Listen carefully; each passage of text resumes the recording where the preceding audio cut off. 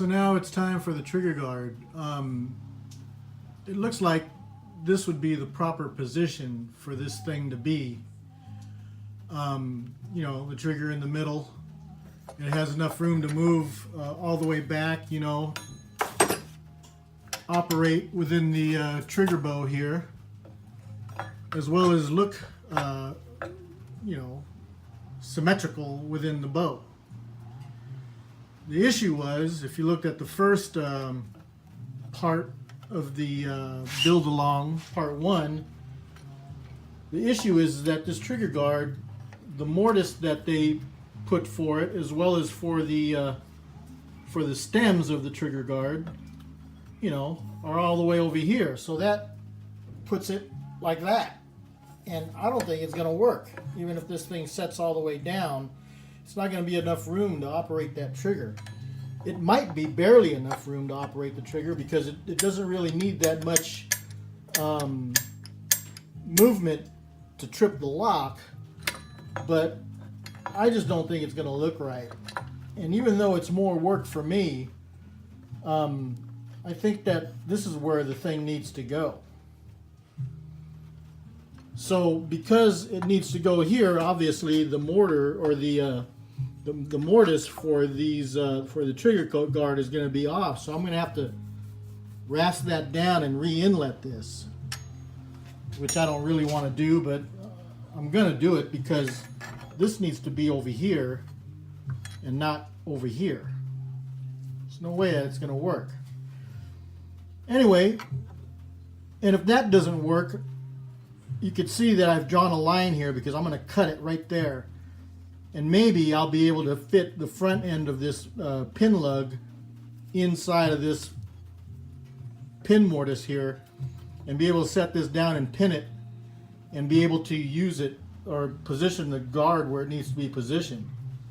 If that doesn't work, then I'm just going to cut this off and then put a screw right here. I'm going to plug this hole, piece of wood or something, and put a screw right here to hold it in. So what I'm going to do first is cut this down. I'll probably inlet this rear pin lug just so I can get this trigger guard sitting flat on the stock, and so we can see for sure exactly where this thing is going to be. So so there you go. I'm going to go ahead and do what I have planned, and we'll see what happens.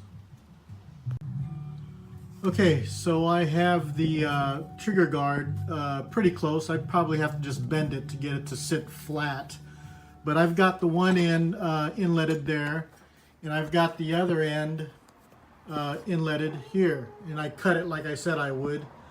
But my only issue is if I put a pin in it, I was thinking about putting it up here where it's wider. But if I put a pin too close to the edge, it might crack. So I'll try my best to get it in this little spot right here. But regardless, it's in the right place now. The trigger has room to move, and it just looks like it's in the right place. So that's what I'm going to do. If for whatever reasons I can't get this pin in, I'll probably just, like I said, plug that hole and put a screw right here. But it looks like this way is going to work. Anyway, so that's it for now. I'll turn the video back on when I get the trigger guard fitted better and I get the pins in, and then that'll be it. Okay, so I've got the trigger guard bent and flattened out. I also removed the mortise, the previous mortise that was here. I just flattened it out. It's a good thing I did too, because the existing mortise that was here before was crooked. If I used it, this trigger guard would have came out, you know, like that, not centered on the stock. So I have to re-inlet it anyway. So I might as well do it straight. So I marked some center lines here on both ends, and I'll be able to inlet this thing, and it'll be centered on the stock.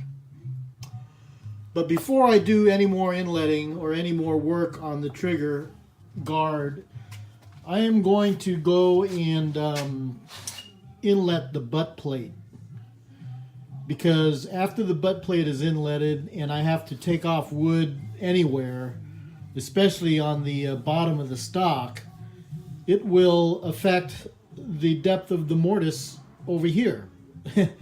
So I want to get the trigger, the butt plate inletted, so I can finalize at least the basic size and shape of the buttstock here before I go ahead and inlet the trigger guard. So we're going to put the trigger guard on hold and do the buttstock instead. Okay, so before I can go ahead and inlet this trigger guard, I have to lower the height of this trigger plate. It's got to be inletted a little bit lower, at least to the level beneath the mortise for the trigger guard, because this trigger guard sits right on top of the plate, and there isn't room for me to, inlet the rest of it. So I have to lower the level of this trigger plate in order to get this trigger guard inletted. So I'm going to go ahead and do that first, and then when I get that done, then we'll come back to inletting the trigger guard. Okay, so I changed my mind. Instead of lowering the level of the trigger plate first, I'm going to go ahead and inlet the trigger guard. And then once I get the trigger guard inletted, then I'll lower the trigger plate to the level that it needs to be in order to clear the bottom of the trigger guard. So I'm going to go ahead and inlet the trigger guard first, and then we'll just get started on that right now. Okay, so what I did, I drew center lines down the middle of the stock here, and I marked the the center of the trigger guard, and I went ahead and beveled the edges and traced the outline on the stock. I'm going to start carving it out, stay on the inside of the lines, and just start inletting. It doesn't need to be very deep. That's probably less than an 1/8 inch, probably 1/16 of an inch deep it needs to be. So I'm just going to go ahead and go for it. I'll turn the camera on when I get close to done. Okay, so I have the trigger guard partially inletted, and I've got inletting black on the back stem. And again, every place where there's black, I got to remove wood. So I'll put the camera back on when I get done with this, and we'll see how it looks. Okay, I got the back end inletted. Now I'm doing the front end, and again, where all the black is where the wood needs to be removed. So I'm going to go ahead and continue on with this and see how it looks when we're done. Now that the trigger plate is lowered, the bottom part of this trigger sticks up, and when you put the trigger guard on, it hits the bottom part of that trigger, and trigger won't operate. So where I drew this line, I got to trim down so that the trigger will clear the bottom part of this bow and be able to move back and forth freely. Okay, so I'm going to go ahead and do that. Another thing is this pin for this for the front part of the trigger guard here. In order for me to get it into this thing, I have to drill it like up here, and I don't want to do that because I don't want to risk damaging the hole when I drill it. And I don't want to risk missing this target if I try to move it down lower. So what I'm going to do, I'm going to stick to my original plan, and that was to plug up this hole with a piece of walnut. I'm just going to glue it in there, trim it down, and then I'm just going to put a screw. I'm going to put a screw right here, and it'll hold it down, and that'll suffice. I'm going to shape it so that you know, it's flush with the top of this, so it'll look all right.